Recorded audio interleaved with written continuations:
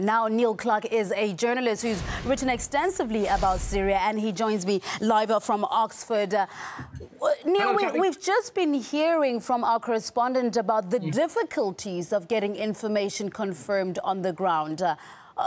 Obama has said government use of chemical weapons would be a red line. What if a chemical weapon were carried out by the rebels? Do you think this is a possibility? Do you think that they did? Well, if chemical weapons have been used, it's very unlikely that it would be the Syrian government that's used them, because the Syrian government knows that the US, France and Britain are just waiting to strike them. So the very last thing they would want to do would be to provoke that sort of intervention. So it would be lunacy and madness for President Assad's forces to use chemical weapons. And so if, we find that chemical weapons has been used, it has to be by the rebels. And if that's the case, then obviously I think that will highlight the hypocrisy of the US and the West, because they've said that it'd be a red line if chemical weapons are used. That only seems to apply if President Assad's forces use them, the Syrian army. And so we've got to be consistent on this. Chemical weapons, to use them, it's wrong. And if the rebels are using them, they should be indicted for war crimes. Now, the new opposition prime minister, I guess a naturalized US citizen, what do you think drove this election, his election?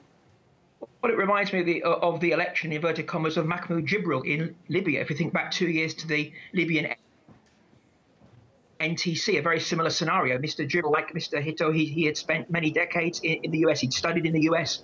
And there was a very revealing WikiLeaks cable from the US ambassador to Libya, which said that he was our kind of man. He was the sort of person who could follow the US line, so to speak. And I think it's exactly the same scenario with this man today, Mr. Hito, because he spent decades living in Texas. He's from the US, he's got a passport. And of course, the Americans want to make sure that if and when President Assad falls, they've got their man in Damascus and they've cherry-picked him. He's been voted by 35 people. And it's quite ludicrous to argue that this guy has the right to rule Syria, whereas President Assad, whether we support him or not, does have sizable support within the country, which is why he's still in power.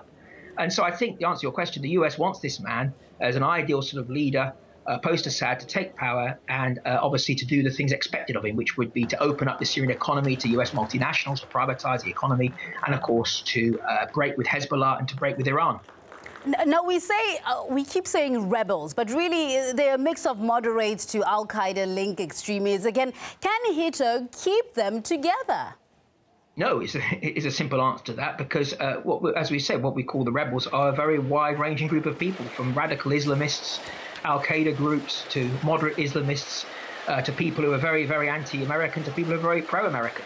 And he's got an impossible task here. And the biggest problem he's got is, of course, that the so-called rebels don't have majority support within Syria. They don't. This is why this conflict is still going on, because if President Assad was unpopular, as the US would like us to believe and Britain would like us to believe, then President Assad would have gone by now. The fact is that he does have sizable support in the country. People in Syria look at the rebels and say, no thanks, we don't want these people. They're very divided. We don't know what we're going to get. We're going to get radical Islam. We're going to get who knows what we're going to get if they take power. So they're rallying behind the government. So I think he's got an impossible task. Neil Clark, always interesting to hear your thoughts on this subject. Thank you very much for joining us here live. Thanks,